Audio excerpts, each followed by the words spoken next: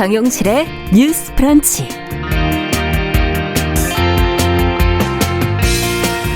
안녕하십니까, 정용실입니다. 국민의힘 대선 주자 윤석열 전 검찰총장의 손바닥에 한자로 적혀있던 왕자 한 글자가 이 대선판의 주술 논쟁을 일으키고 있습니다. 당 안팎에서 지금 공방이 벌어지고 있는데요. 어떤 말이 나오고 있는지, 이 상황을 또 어떻게 바라봐야 할지 생각해 보겠습니다. 네, 복지제도의 대표적인 사각지대로 꼽히고 있는 부양자 의무자 기준을 정부가 단계적으로 폐지해 왔는데요. 최근에 생계급여에 대한 부양 의무자 기준이 폐지가 됐습니다. 어떤 의미가 있는 것인지, 남은 과제는 무엇인지, 이 문제와 관련해 꾸준히 활동해온 시민단체 의견 들어보겠습니다. 10월 4일 월요일 정용실의 뉴스 브런치 문을 엽니다.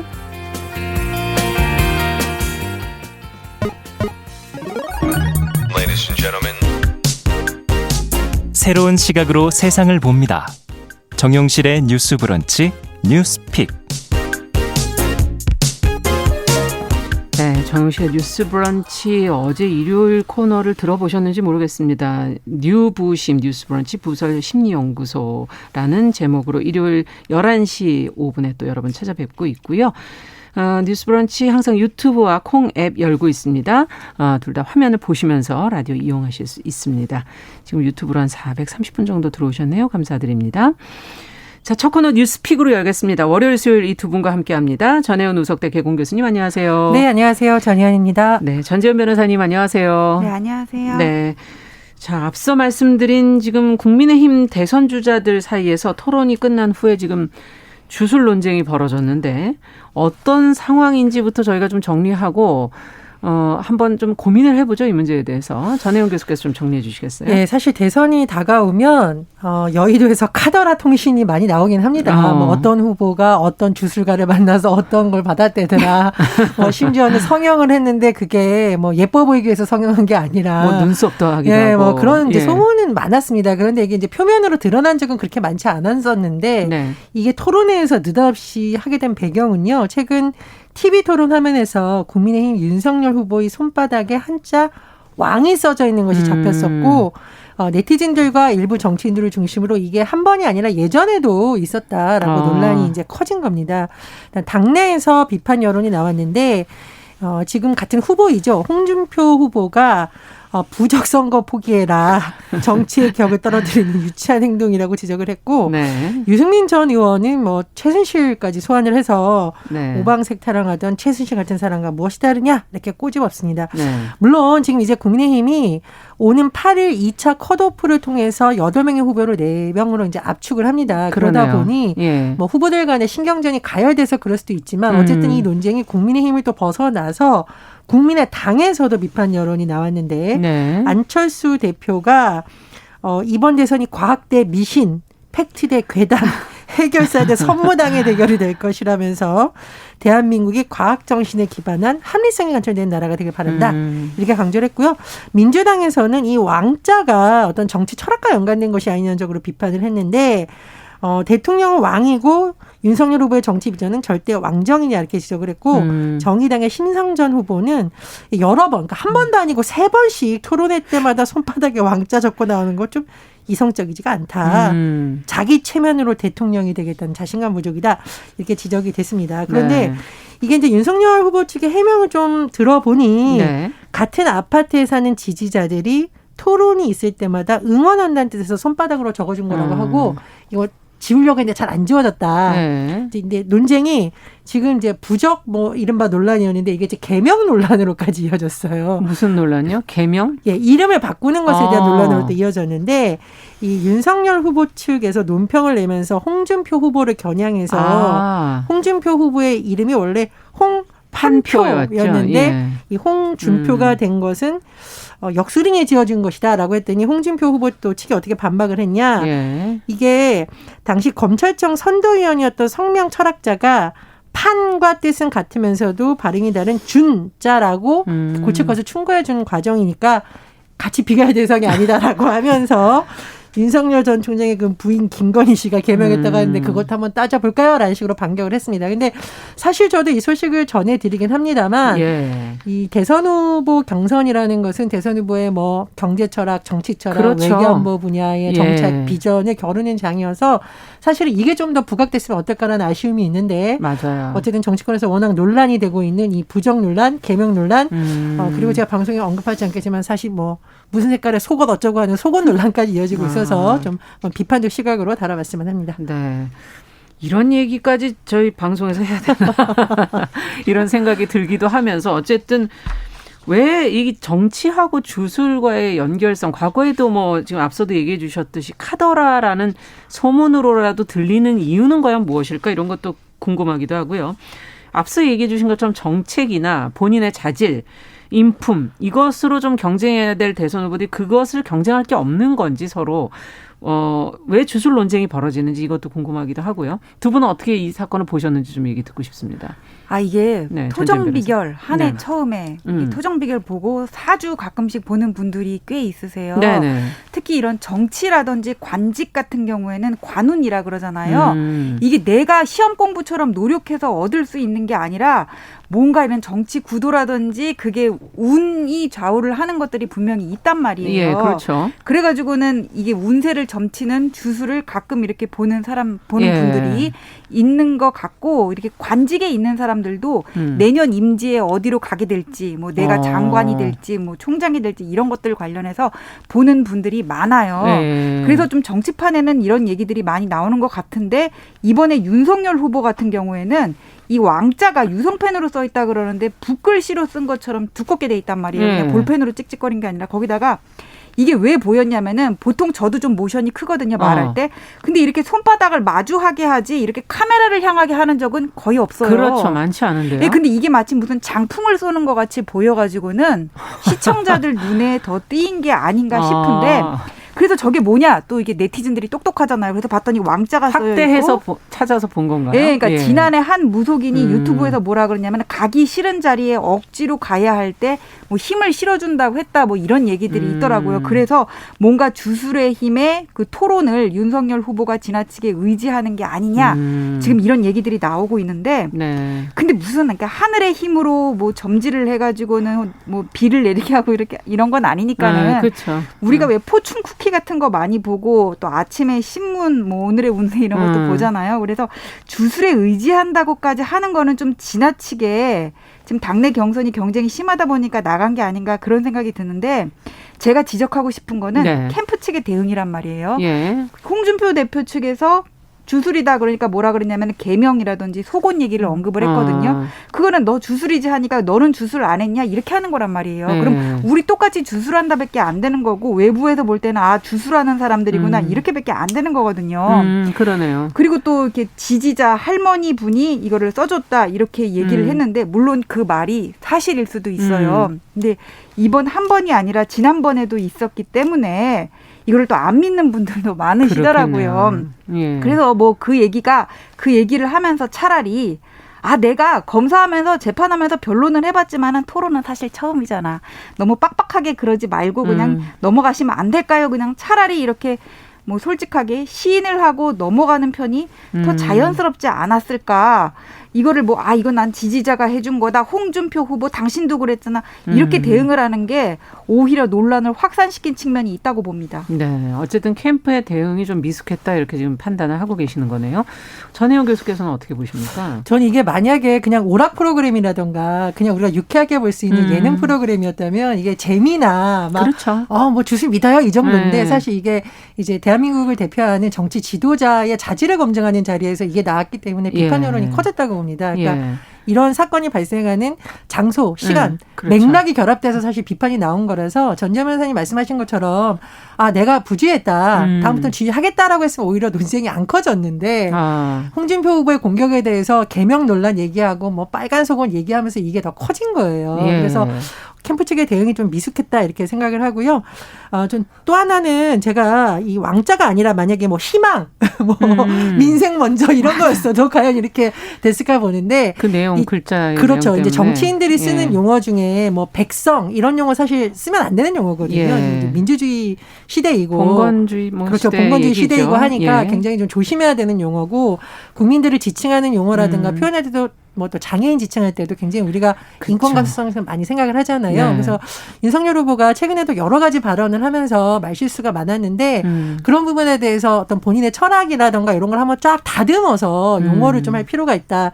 이렇게 생각이 듭니다. 그리고 네. 이 논쟁이 확산된 이유가 아마 그 윤석열 전 총장하고 김종인 비대위원장하고 만났던 자리에도 뭐 역술인이 포함됐다라고 하면서 논쟁이 커지는 것 같은데 예. 저는 뭐 국민의힘 차원에서도 이거를 너무 지금 대선 경선 과정에서 후보를 비판하는 것은 좀 그만하고요. 네.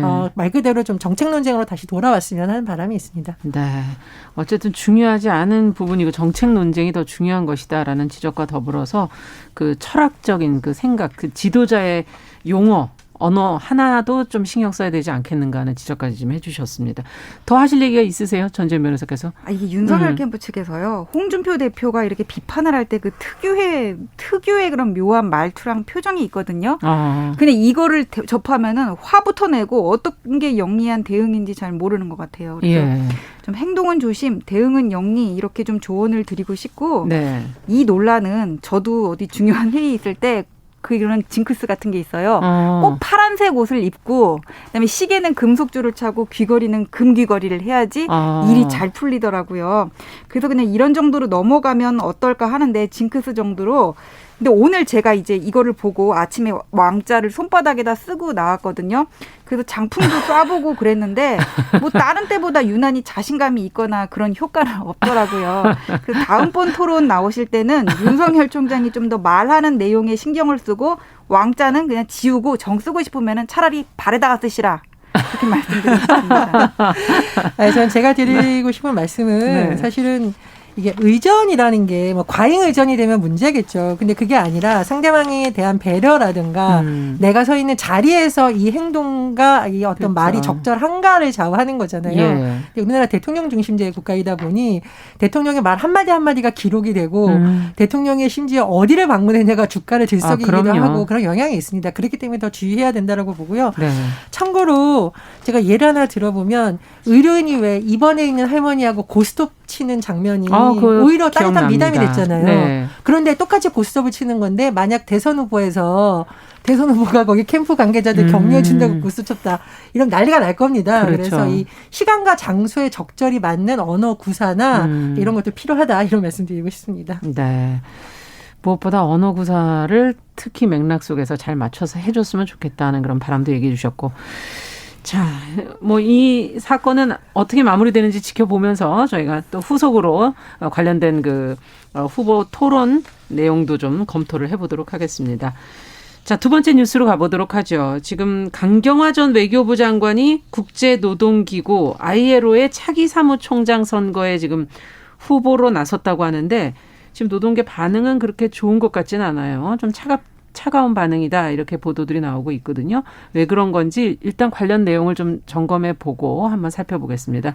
전지현 변호사께서 좀 얘기해 주시죠. 예, 그 유엔 산하기관 중에 ILO라는 국제 노동기구가 있는데 여기는 노사정 3자가 참여하는 시스템으로 돼 있거든요. 네. 이 ILO의 수장은 사무총장인데 10년 임기예요. 근데 지금 현 사무총장 임기가 만료가 되고 이제 내년 3월에 새로운 사무총장을 선출을 하는데 네. 지금 여기 강경화 장관, 그다음에 남아공, 토고, 프랑스, 호주 후보들이 지금 나와 있는 상황이고요. 예. 이 선출은 28개국 정부 대표, 뭐 노동자 대표, 사용자 대표 모여가지고는 이사회에서 이제 과반수로 투표를 해서 결정을 한다고 하는데 선거 일자는 내년 3월 25일입니다. 네. 근데 강경화 장관 같은 경우에는 98년부터 유엔 인권사무소 부대표도 했고 또 우리나라 외교부 장관도 했고 유엔 사무총장 그렇죠. 보좌관도 했기 때문에 유엔 내에서 인지도가 상당히 높아요.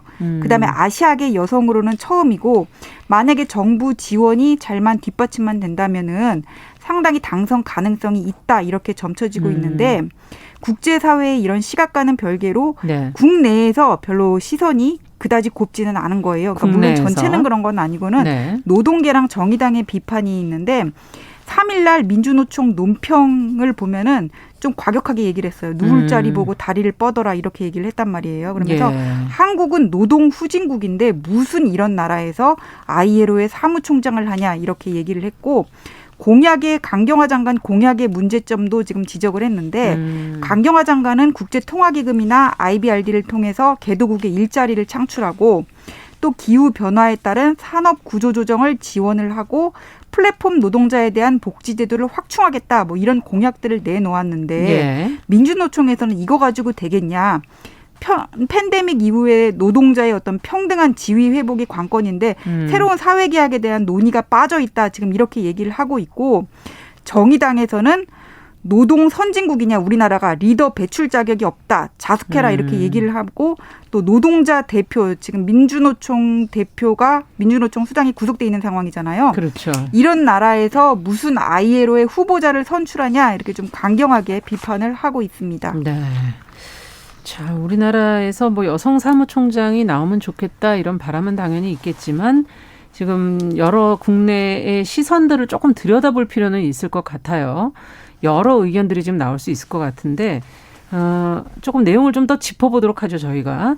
전혜영 교수께서는 어떻게 들여다보셨습니까? 지금 현 ILO 사무총장이 가이라이더라고 유명한 인물입니다. 영국 노동조합에서 굉장히 오래 활동을 해온 노동계 출신이에요. 네. 그래서 아마 더 경력을 자꾸 비교하는 여론이 나오는 게 아닐까 생각이 들고요.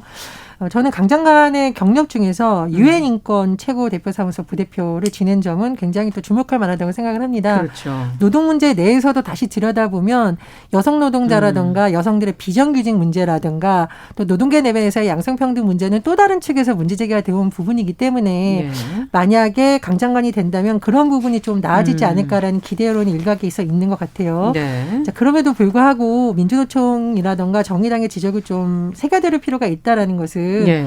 사실 우리나라가 코로나19 상황에서 방역을 최우선에 놓다 보니 노동자들의 집회나 이런 거에서 사실 마찰이 많았습니다. 그렇죠. 물론 저는 이제 민노총의 일부 행위에 대해서는 비판적이긴 합니다만 그럼에도 불구하고 더 많은 소통과 노력을 했으면 어떨까라는 이 생각이 들고요. 네. 당장 우리나라 노동계에서 이렇게 비판을 하고 있는 것을 국제사회에서 어떻게 볼지 그렇죠. 그런 부분도 좀 변수가 되지 않을까 그런 생각이 듭니다. 네, 무엇보다 노동계와의 소통이 잘 되었는가, 그 노력을 해왔는가 하는 부분에서 지적을 해주셨어요. 자, 그렇다면 기대 반 지금 뭐 우려 반 이렇게 얘기해 주셨는데 전재현 변호사께서는 어떻게 보십니까? 근데 저는 노동 관련 전문성이 부족하다는 지적이 언뜻 이해가 안 가는데 네. 그러니까 노조를 가입하거나 노동운동을 해본 적이 없다는 건지 강 장관이 이런 쪽으로 직접적인 관련성은 없다고 하더라도 전체 노동 문제에 대한 이해가 있다면은 그거를 가지고 비전문가다 이렇게 그 공격을 하는 게 과연 적당한지 잘 모르겠고요. 그다음에 네. 이 노총이라든지 아니면 예. 정의당 같은 경우에는 지금 현 정부의 어떤 정책에 관한 비판을 가지고 강 장관의 출마에 관해서 말하자면 연결돼 이른바 있다. 강짜 같은 거를 좀 놓는 게 아닌가 그런 네. 생각이 들어요. 네. 그 민주노총 대표가 구속된 거 집시법 위반으로 구속이 됐는데 이게 노동 후진국이랑 직접적으로 무슨 관련이 있는지 잘 모르겠어요. 법을 위반해서 구속이 된 거잖아요. 네. 그다음에 최저임금 1만 원 못했다 그러고 중대재해법도 애매모호하게 됐다 뭐 그렇게 얘기를 하지만은 중대재해법에 24종 질병 종류 들어가고 과로로 연결한 과로와 관련한 뇌나 심혈관 질환 어떤 직업성 병들이 빠져 있다는 건데 그렇다고 하더라도 이 중대재해법은 재계와 노동계 양쪽의 얘기를 들을 필요가 있었고 네. 어떤 최소한의 안전 틀은 마련이 된 거거든요. 네. 그다음에 최저임금이라는 것도 2022년 9,160원인데 이것도 인상폭이 역대 정부에 비하면 상대적으로 컸고 코로나 이후에 전체 경제 성장이 둔화되어 있는 상태에서 임금만 계속 늘리면 고용 규모 전체적인 고용 규모는 좀 줄어들 수밖에 없는 거거든요. 네. 그래서 그냥 이런 문제들을 지적을 하면서 노동 후진국에서 무슨 수장을 냈냐. 우리가 이런 문제에 대해서 좀 미비한 부분이 있다고 하더라도 수장을 내면 과연 안 된다는 건지 이게 그냥 비판을 위한 비판같이 보일 수도 있어 보입니다. 네. 어쨌든 지금 노동계에서는 현 정부의 노동 정책에 대한 비판의 목소리가 있고 그것이 지금 강경화 장관과 연결이 돼 있는 거 아니냐, 연관성이 있는 거 아니냐라는 지금 지적을 해 주셨어요. 일견 또 일리가 있는 것 같고요. 어떻게 보십니까? 저는 참 뉴스를 보고 마음이 복잡했는데 한편에서는 응원하는 마음이 있고 한편에서는 그렇죠. 아쉽다라는 마음이 들 수밖에 네. 없죠. 제가 말씀을 드렸듯이 그 여성 노동운동은 사실은 유엔에서도 계속 문제제기가 됐던 부분이고 여성 인권과 맞물려서 필수적인 부분이에요. 그래서 전문성이 요구되는 건 분명히 맞습니다. 왜냐하면 이 노동이라는 분야가 지금 ILO의 궁예에도 보면 정부 대표뿐만 아니라 노동자 대표, 사용자 대표도 참가를 하거든요. 투표에. 예, 그렇습니다. 그래서 이게 굉장히 좀 예민할 수 있는 문제이고 또 코로나19 시대에 있어서 지금 여러 가지 노동 현안이라든가 노사 갈등이 지금은 눌려져 있지만 얼마 안 가 있으면 폭발할 하나의 갈등 요소가 될 부분이라니까 앞으로 더 커질 수 있겠죠. 그렇습니다. 이제 ILO에서 국제적인 메시지를 어떻게 낼까가 굉장히 중요하기 때문에 아마 좀 노동계가 예민한 게 아닌가 생각이 들고요. 네. 다만 좀 개인적인 바람이 있다면 제가 말씀을 드렸듯이 여성인권 문제는 사실 그동안 ILO 내부에서도 노력은 했지만 미진하다는 지적이 있다는 부분이었기 때문에 네. 그런 부분을 이슈로 내세워서 전 세계적인 화두로 내세운다면 또 기여할 바가 있지 않을까 또 그런 기대감이 들기도 합니다. 네, ILO 자체도 조금 변화가 필요한 부분이 맞습니다. 있는데 특히 여성 인권 문제에 대해서는 좀 변화 필요한 거 아니냐라는 지적을 해주셨고 그 부분에서도 역할을 할 수 있지 않은가 하는 기대도 좀 해주셨는데 어떻게 보세요, 전지현 변호사께서는? 그 왜 대법원들 구성을 할 때 대법관 구성을 한다고 할 때도 이제 뭐 변호사 출신도 들어가고 여성도 앉혀서 어떤 생각을 좀 다양화하자 그러잖아요. 그렇죠. 근데 현재까지 ILO 수장 중에 아시아계 여성은 한 번도 없었어요. 수장 여성은 있었습니까? 여성 수장은? 예, 그것까지는 제가 조사를 못 해봤어요. 하여간 아시아계 여성은 지금까지 한 번도 없었던 거거든요. 근데 강경화 장관이 여기에 어떤 적합한 능력을 갖췄다면은 그럼 우리가 좀 우리나라 사람이잖아요. 밀어줘야 될 부분이 분명히 있는 것으로 보여져요. 그다음에 이게 ILO가 우리나라 노동 현실에 어떤 역할을 하냐면은 2014년에 이제 정교조를 법의 노조로 규정을 했을 때 이게 정교조의 어떤 결사의 자유와 노동권을 침해한다고 해가지고는 ILO에서 권고를 한 적이 있었거든요. 분명히 국내법으로 해결이 안 되는 부분에 있어서 어떤 국제 보편화된 잣대를 가지고 여기에 개입을 하고 시정을 할 수 있는 부분들이 있는데 지금 우리나라 노동 현실에서 미비한 부분이 있을 때 ILO에 우리나라 수장을 앉힘으로써 개입을 할 수 있는 여지가 더 커지는데 이걸 우리나라는 이런 게 불만이어서 수장을 배출하는 것도 안 됐다. 이렇게 가는 논리는 좀 보편적인 설득력은 떨어지는 게 아닌가 싶고 그냥 강경화 장관이 됐으면 좋겠습니다. 개인적인 바람을 얘기해 주시는 거죠. 국제사회에 어떤 메시지를 낼까는 굉장히 좀 신중하게 잘 봐야 된다고 생각을 하는데 예를 들면 세계보건기구 WHO가 코로나19 상황에서 대응을 제대로 하지 못했다는 비판을 굉장히 많이 받았어요. 특히 초기에 그런 그렇습니다. 비판 많이 받았죠. 그렇기 때문에 사실은 이거는 어떤 개별 국가의 위상도 매우 중요하지만 전 세계적인 이슈에 있어서 메시지나 방향성에 매우 중요한 영향을 미치기 때문에 앞으로 강 장관이 그러니까 전 세계 차원에서 ILO가 어떤 역할을 해야 되는지의 메시지를 어떻게 내야 할지를 좀 주의 깊게 보겠습니다. 네, 어쨌든 상당히 중요한 자리이고 ILO라는 게 개별 국가에도 영향을 줄 수 있는 큰 정책을 세우는 것이기 때문에 중요하다. 이런. 강 장관 될지 안 될지 한번 역술로 봐볼까요? 얘기가 갑자기 다른 것. 공직이니까 인터내셔널한 거는 우리나라 역술로 안 나올까요? 네, 유머를 지금 끝으로 해주셔서요. 두 분 말씀 여기까지 듣도록 하죠. 뉴스픽 전지현 변호사, 전혜연 교수 두 분과 얘기 나눠봤습니다. 말씀 잘 들었습니다. 네, 감사합니다. 네, 정용실의 뉴스 브런치 1부 마치면서 김동규의 10월의 어느 멋진 날에 듣고요. 2부로 저는 돌아오겠습니다. 11시 30분부터 일부 지역국에서는 해당 지역 방송 보내드립니다. 눈을 뜨기 힘든 가을보다 높은 저 하늘이 기분 좋아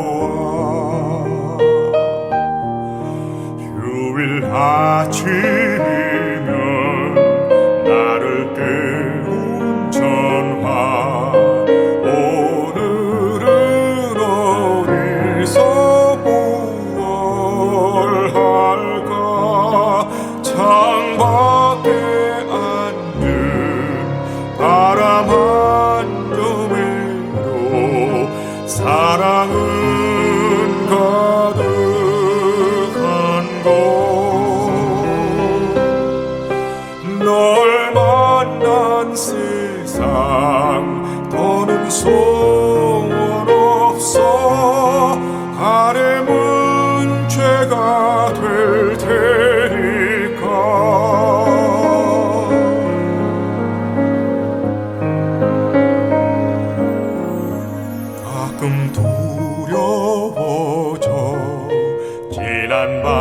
꿈처럼 사라질까 기도해.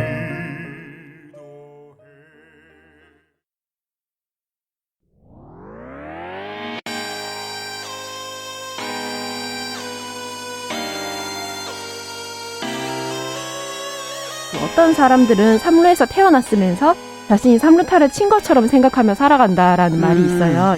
3분 즉석카레 만들듯이 법안을 뚝딱뚝딱 잘 만들어내시는 분들이 왜 여기에 대해서는 이렇게 직무유기를 하고 있을까 그런 문제가 들고 따끔하게 예. 이 여성 팬티에 달려있는 정체불명, 의미불명의 리본에 대해서 생각을 하게 됩니다. 도대체 이 아이는 왜 있는가? 경쾌하게 정말 그런가요? 외신도 당황한 거죠. 이 사건을 보고. 예. 도대체 한국에서 무슨 일이 벌어지고 있는 거냐. 이거 한국의 성보수주의 때문 아니냐. 할 말은 하면서 같이 고민해보겠습니다. 세상을 보는 따뜻한 시선 정용실의 뉴스 브런치.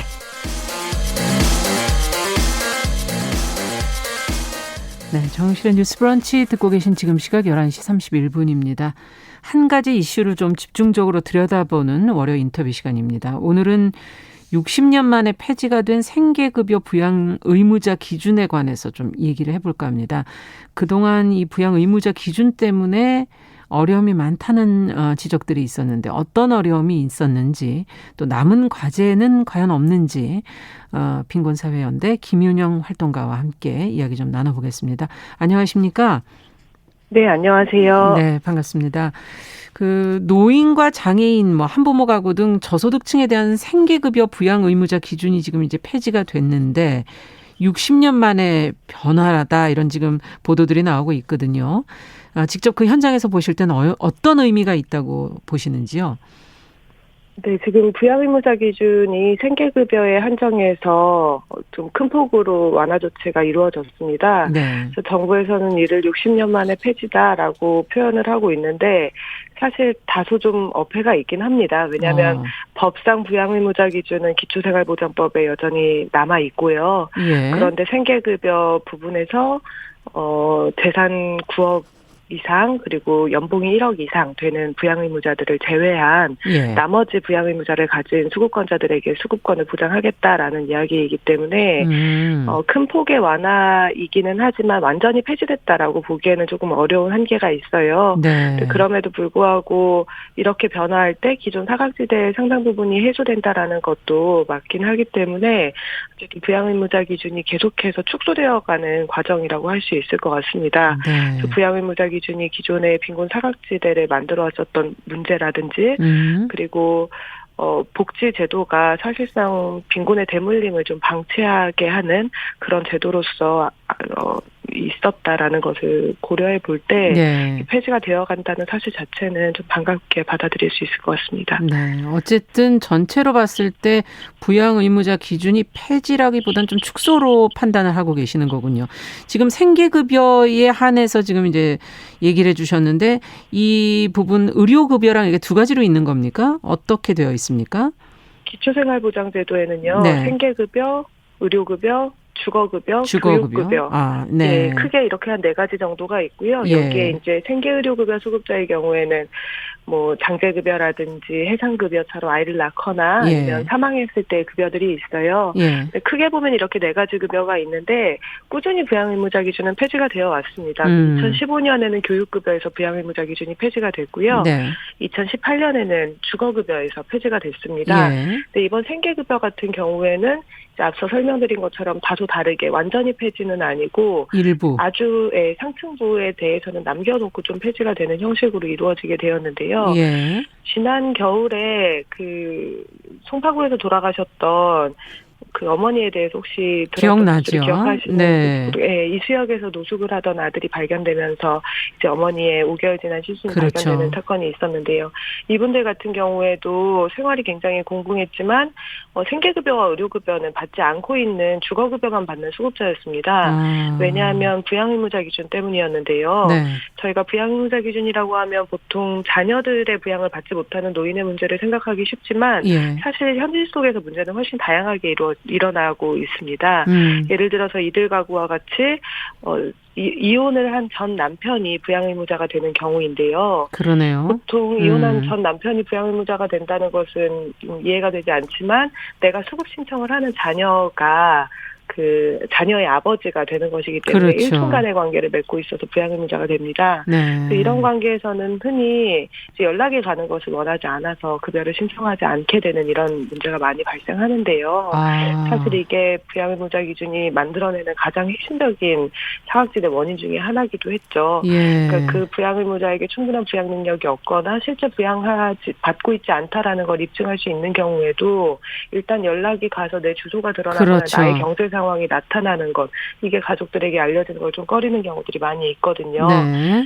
근데 이제 기초생활보장제도가 원래는 최저생계비 미만으로 생활하는 모든 국민에게 인간다운 삶을 보장하겠다라고 하면서 출범을 한 제도인데 예. 나의 소득이나 재산과 관계없는 조건들 때문에 수급에서 탈락하거나 수급비가 삭감되는 이런 문제를 겪고 있는 사람들이 굉장히 많았다라는 점이 좀 중요한 문제인 것 같습니다. 그러네요. 그래서 예. 말씀드린 것 같은 그 어머니와 같이 예. 굉장히 많은 사람들이 목숨을 잃거나 아니면 급여의 부족 때문에 좀 건강하지 못한 삶을 이어갈 수밖에 없었거나 이런 문제가 지속되어 왔습니다. 네. 그동안에도 많은 보도를 통해서 지금 부양의무자 기준의 문제점들이 이제 많이 보도가 됐었는데 저희가 그래도 또 놓치고 있는 생계급여에서의 이 부양의무자 기준이 적용되면서 어려움을 겪으셨던 분들은 어떤 사례가 또 있을까요? 부양의무자 기준 때문에 피해를 입게 되는 또 대표적인 경우 중에 하나는 장애인분들을 생각할 수 있을 것 같은데요. 네. 이제 많은 가족들이 시설에 장애인을 보낸다든지 이런 경우들이 많이 있어요. 왜냐하면 사실 한국 사회 복지제도가 가족 돌봄만으로 장애인이나 노인에 대한 책임을 좀 떠넘기고 있기 그렇죠. 때문이겠죠. 네. 그래서 탈시설을 하려는 장애인분들이 시설 밖으로 나오면 다시 부양의무자 기준 조항에 걸려서 탈시설을 하지 못하게 되는 이런 경우들도 있었는데요. 네. 그러니까 장애인분들에게는 사실 개인의 자유를 심대히 제약하는 요건으로도 자리 잡고 있었던 있죠. 거죠. 예. 네. 그래서 이런 문제들 역시 여전히 좀 한켠에 남아 있다라는 것도 생각해 볼 수 있을 것 같습니다. 네. 지금 앞서 이제 부모 또는 자녀 가구의 그 연소득이 1억 원을 넘거나 9억 원을 초과하는 재산을 소유한 경우에는 일단 생계급여 대상에서 지금 제외되는 예외 조항이 남았다라고 얘기를 해 주셨는데 이것도 폐지돼야 된다고 보십니까? 어떻게 보십니까? 이거는. 네, 사실 이 문제 때문에 만들어지는 사각지대가 좀 여전히 있습니다. 제가 아까 말씀드린 것처럼 시설에서 나오는 장애인분 같은 경우에도 이미 비슷한 일을 겪고 계신 분이 계신데요. 네. 이제 뭐 9억 원을 초과하는 재산, 1억이 넘는 소득이라고 하면 굉장히 많은 것으로 그러니까요. 일단 좀 생각이 되기 때문에 이 정도면 부양할 만하지 않나라고 생각하실 수도 있어요. 그런데 문제는 그런 상황에서도 실제 부양을 받지 못하는 경우들이 많이 있다는 겁니다. 어떤 경우인가요? 뭐 오랫동안 서로 얼굴을 보지 않고 살아왔다든지 네. 아니면 이미 가족 관계가 좀 파탄난 경우라든지 아니면 당장 뭐 자산으로 내가 살고 있는 집은 있지만 이 집이 그 외의 것이 공시지가로 뭐 9억 원을 넘어가기는 하지만 뭐 거기엔 부채도 있고 나는 소득이 별로 없기 때문에 다른 사람 부양할 수 없다라고 얘기하는 경우도 생길 수 있겠죠. 아까 말씀드렸던 그 장애인 당사자분 같은 경우에도 바로 그 경우에 해당하는 경우고요. 그래서 이렇게 가족 관계는 사실 굉장히 복잡합니다. 그리고 각각의 가족들의 사정도 대단히 복잡하죠. 근데 이렇게 가족 관계에 개입하는 방식으로 제도가 만들어져 있는 것 자체가 좀 문제라고 생각이 들어요. 개인으로 문제를 풀어가야 되는 거라고 보십니까? 그러면? 사회가 먼저 한다라는 거겠죠. 네. 그러니까 빈곤이라는 사회적 위험에 처했을 때 우선 그 보장의 첫 번째 주체는 사회가 되는 것이고 그리고 나서 이제 가족들이 추가로 할 수 있는 일들이 있다면 하면 되겠죠. 저는 사회보장이라는 것의 기본이 그래야 한다고 생각합니다. 가족들에게 첫 번째 책임을 떠넘기고 그 다음에 못하는 것을 사회가 하는 것이 아니라 가장 기본적이고 첫 번째 책임을 져야 하는 것은 사회가 수행하고 그 다음에 남는 것들을 가족이 추가적으로 할 수 있어야 된다고 생각해요. 네. 그런데 한국 사회에서는 이게 좀 반대로 되어 있죠. 그러네요. 일단 가족들이 해야 할 수 있는 것은 가족들이 무조건 책임지고 그 다음에 사회가 나간다는 건데 이렇게 되면 가족 가족들 사이에서도 굉장히 많은 분쟁을 불러올 수밖에 없고 그리고 가족들 안에서도 지위가 낮은 사람들에게 그 책임이 돌아간다고 볼 수 있어요. 네. 예를 들면 여성들이 뭐 간병이라든지 가사에 그렇죠. 훨씬 더 많은 짐을 지게 되는 경우도 생각할 수 있는 거죠. 그래서 부양의무자 기준이라는 것은 단지 빈곤층에게만 관련된 것이 아니라 이 나라의 복지 철학과도 관계가 있다고 생각하는데요. 네. 이 빈곤이라는 사회적 문제 그리고 돌봄이라는 것을 국가와 사회가 먼저 책임진다라는 기본을 세우기 위해서 부양의무자 기준 완전 폐지는 반드시 필요하다고 생각합니다. 네, 정말 가족관계라는 것이 어떻게 형성돼 있는지는 밖에서 볼 수도 없고 사실은 굉장히 복잡 미묘한 것이다라는 지적이 참 와닿고요. 딴 것보다 사회가 어쨌든 위험 보장을 우선해야 한다라는 지적도 중요한 것 같습니다. 자, 그렇다면 이번에 이 기준이 좀 이제 완화되면서 넓어지면서 또 급여를 받으실 수 있는 분들이 생길 텐데 어떤 분들이 신청을 할 수 있게 되는 건가요? 신청 대상이나 뭐 방법 이런 것도 좀 알려주시면 네. 좋겠는데요. 일단 생계급여, 의료급여, 주거급여 전부 다 선정 기준이 다르거든요. 그래서 대단히 좀 복잡합니다. 그렇군요. 그렇기는 한데 각각의 급여 역할을 기억하시면 조금 쉬울 것 같아요. 생계급여는 당장 생활비를 보조하는 목표를 가지고 있고요. 의료급여는 아플 때 병원을 갈 수 있게 하는 권리라고 볼 수 있고요. 네. 주거급여는 월세를 보조하는 건데요. 일단 자신이 같이 살고 있는 가족들과 소득과 재산을 합해서 선정 여부를 결정한다는 것을 기억하시면 좋습니다. 네. 그래서 혼자 살고 있는 가구인가 뭐 둘이 사나 셋이 사나에 따라서 또 기준이 각각 다른데 이번에 기준이 완화된 생계급여의 경우에는 1인 가구 기준으로 54만 8천 원이거든요. 네. 그래서 내가 한 달에 버는 소득이 이것에 미치지 못한다라고 할 때 신청을 좀 고려해 보실 수 있을 것 같습니다. 네. 뭐 2인 가구는 92만 6천 원이고 뭐 이런 식이고요. 의료급여는 그보다 조금 더 높습니다. 그래서 이게 소득이라고는 말씀드렸지만 사실은 소득 인정액이라는 개념이어서 그건 어떤 차이가 있나요? 소득 인정액은? 재산에 대해서도 소득으로 또 환산을 해주는 규정이 있거든요. 그래서 이게 뭐 대도시 기준으로는 6,900만 원이 가구당 기본 재산액이에요. 네. 이 6,900만 원을 초과하는 재산에 대해서는 각각의 소득 환산율에 따라서 환산을 하고 있습니다. 근데 이게 사실 6,900만 원 지금 대도시에서는 뭐 전세는커녕 월세 보증금으로도 조금 부족할 힘든 액수죠. 네, 그렇죠. 그래서 이 정도의 금액이다 보니까 너무 많은 또 실질적으로 빈곤을 겪고 있음에도 불구하고 이 기준 안에도 들어가지 못하는 사람들을 낳고 있다라는 비판도 있고요. 이런 문제를 좀 개선하기 위해서도 노력하고 있습니다. 네, 그렇군요. 신청 방법은 특별히 좀 대상을 얘기해 주셨는데 방법은 특별한 게 없나요? 그냥 방법은 살고 계시는 읍면동 주민센터에서 하실 수 있고요. 예, 이제 조사는 시군구에서 진행을 하게 됩니다. 그리고 신청하신 이후에 조사에 걸리는 기간이 2달에서 3달 정도 되기 때문에 조금 넉넉하게 너무 급해지기 전에 좀 넉넉한 마음을 가지고 방문하실 수 있으면 좋겠습니다. 앞서 뭐 2015년에 교육급여, 뭐 2018년에 주거급여, 그래서 부양의무자 기준이 변화되어 온 과정을 좀 설명을 해주셨었는데. 의료급여가 이제 그러면 남아있는 게 아닌가 하는 생각이 들고 이건 개선해야 될 부분은 없는지 또 폐지할 계획은 뭐 지금 없는 것처럼 얘기가 되어지고 있는데요. 어떻게 보시는지요? 저희가 2012년에서 2017년 사이에 광화문에서 부양의무자 기준 폐지를 위한 농성을 했었어요. 네.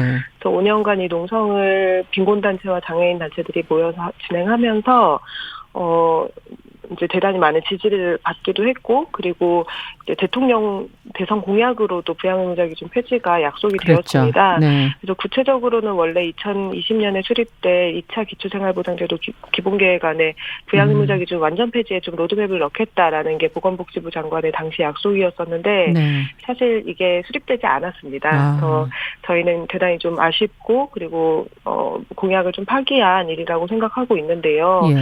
지금 이제 의료급여에 대해서 앞으로 개선책을 마련하겠다라고만 정부에서는 얘기를 하고 있는 상황인데 방배동에서 돌아가셨던 모자를 생각해 보듯이 이분 같은 경우에도 10년 전에 이미 뇌출혈 수술을 받으셨고 건강보험료도 꾸준히 납부하셨지만 병원을 다니면서 건강을 관리한 기록은 전혀 남아있지 않거든요. 사실 빈곤층이 굉장히 많은 사람들이 건강보험료를 내면서도 병원에 갈 엄두를 내지 못하고 있는 게 현실이에요. 그래서 이런 현실을 좀 고려해서 의료급여의 부양의무자 기준 폐지는 건강과 생명이라는 인간의 굉장히 중요한 권리의 기본을 세우는 일이다라는 긴장감을 가지고 빠른 시일 내에 부양의무자 기준 네. 폐지가 시행돼야 된다고 생각합니다. 네. 무엇보다 공약사항인데 이행되지 않았다라는 것에 대해서 무거운 책임감을 느껴야 할 때라고 생각하고 있습니다. 네. 오늘 말씀 여기까지 듣겠습니다. 말씀 잘 들었습니다. 네, 감사합니다. 네, 월요 인터뷰 빈곤사회연대 김윤영 활동가와 함께 부양의무자 기준 폐지에 대한 의견 들어봤습니다.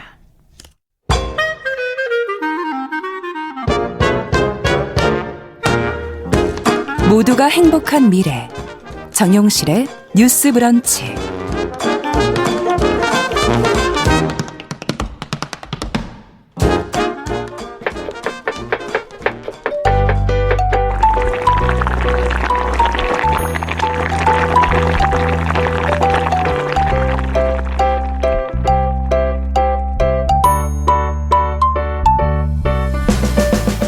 네, 건강한 식탁 시간입니다. 오늘도 홍신의 요리연구가 자리해 주셨습니다. 어서 오십시오. 안녕하세요. 오늘은 무화과 얘기를 해보자고 하셨는데. 네, 요즘에 굉장히 많이 눈에 보이지 않나요? 무화과? 아니, 한창 나왔다 이제 끝날 때 아니에요? 대부분 그렇죠. 그렇게 생각하시는데 네.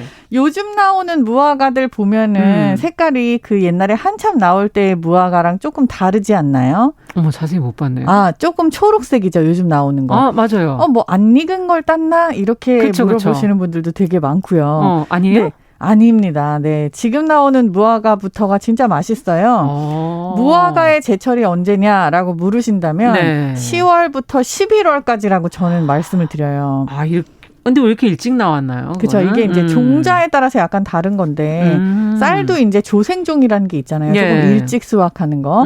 그리고 무화과도 마찬가지예요.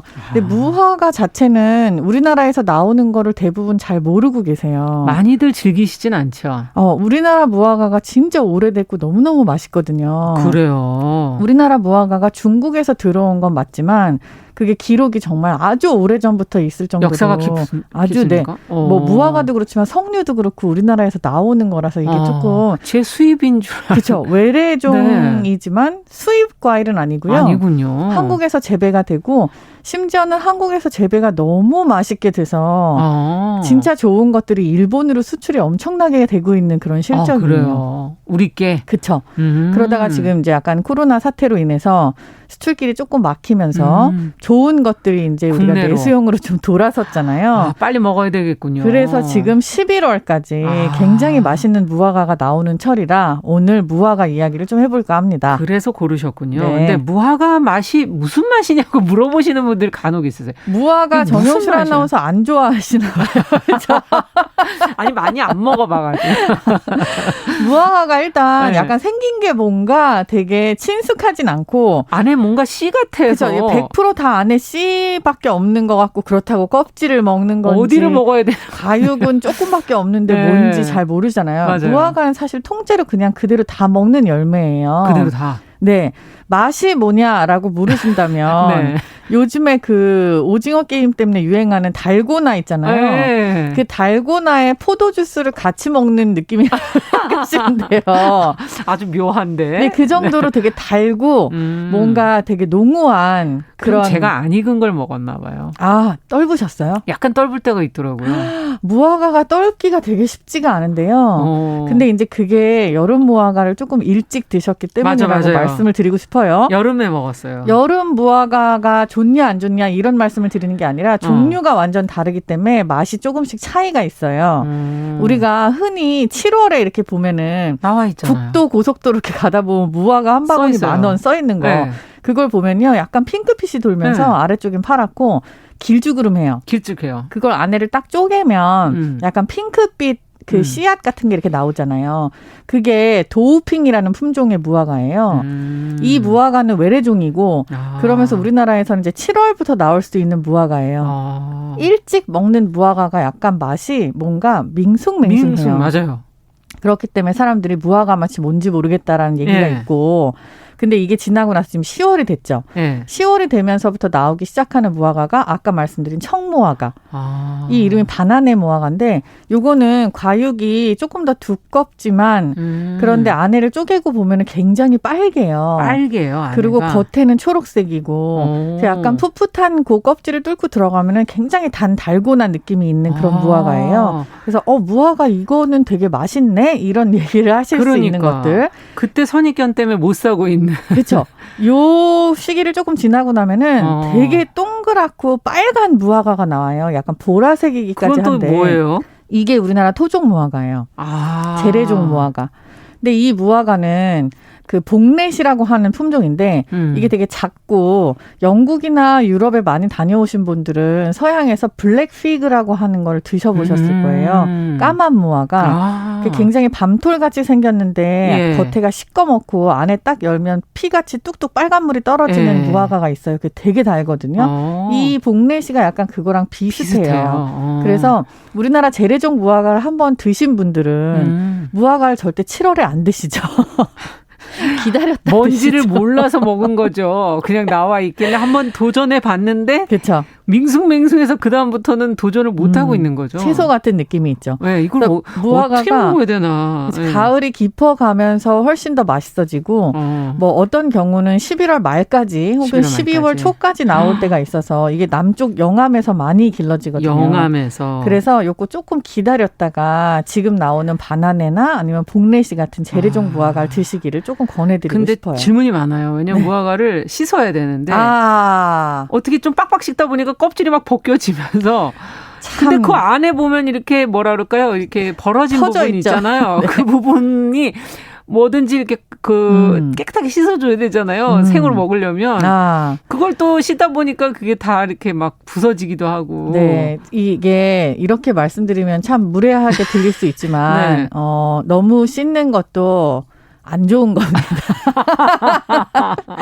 뭐 머리도 하루에 3번 감으면 네. 안 좋은 것처럼. 근데 이거 이래요. 버섯도 물에 씻지 말라고 얘기하죠. 이게 그래도 또 살짝 씻게 되죠. 그렇죠. 뭐 그냥 네. 살짝 흐르는 물에 살짝 한번 그런 다음에 물기를 털어서. 근데 무화과 같은 경우에도 원래는 씻지 않는 게 원칙이에요.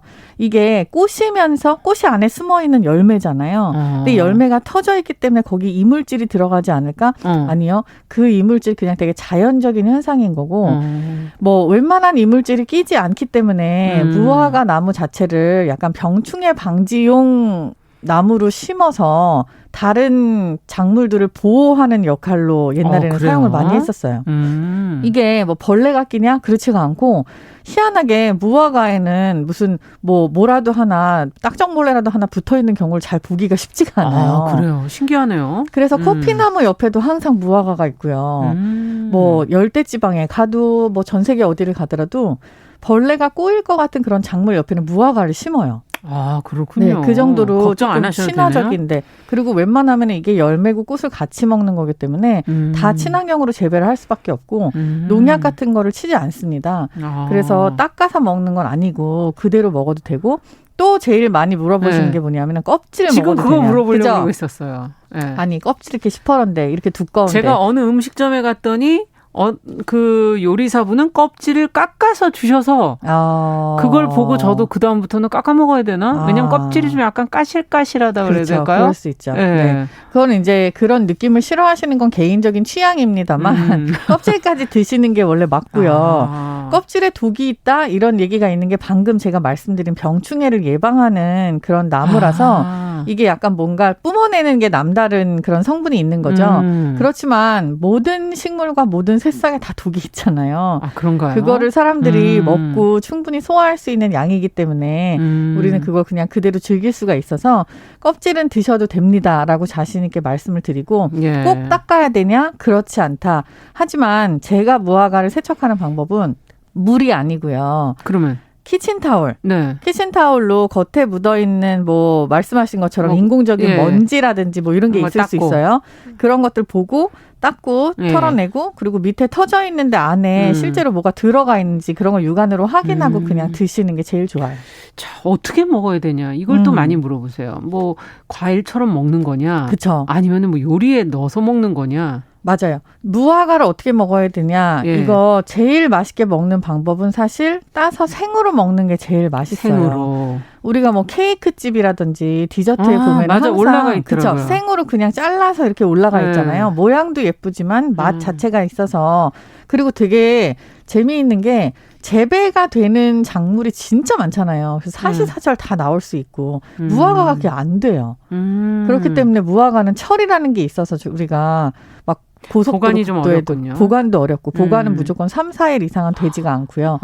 그래서 되게 귀한 과일인 건데 이거는 생으로 먹었을 때 제일 맛있다 이렇게 네. 자신 있게 말씀을 드리지만 어떻게 보면 보관하다가 조금 물러 터지고 그런 거 어떻게 해요? 그러면 이거를 끓이셔야 되는데 무화과로 잼을 만들어도 물론 맛있지만요. 이거보다 제가 권해드리고 싶은 거는 집에 남는 와인이 있을 거예요. 네. 아니면은 뭐 남는 맥주도 괜찮고 있죠, 그런 것들. 그런 술을 넣고 이거를 묽게 한번 끓이세요.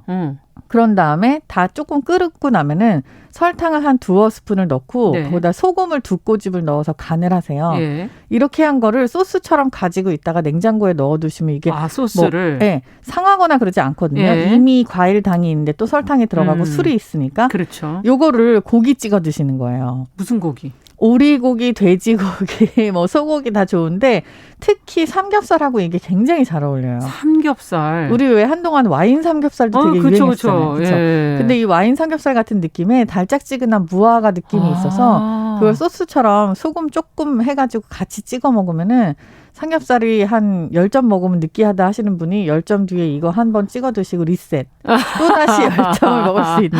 이야, 그렇군요. 네. 네. 상큼한 소스가 됩니다. 네, 돼지고기하고 잘 어울린다. 아주 잘 어울린다. 삼겹살. 네. 네.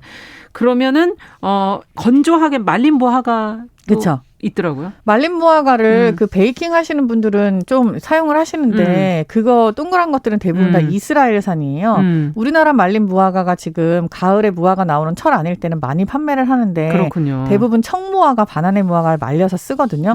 색깔이 너무 예뻐요. 요걸 토핑으로 그냥 아작아작 과자처럼 드시는 것도 방법이에요. 무화과를 좀 많이 드셔주세요. 네, 제철이라고 하니까 한번 도전해봐야겠습니다. 네. 오늘 방법 알려주셔서. 건강한 식탁 홍신의 요리연구가와 함께했습니다. 말씀 잘 들었습니다. 감사합니다. 네, 정용실의 뉴스 브런치 월요일 순서도 같이 인사드리고요. 저는 내일 오전 11시 5분에 다시 뵙겠습니다. 감사합니다.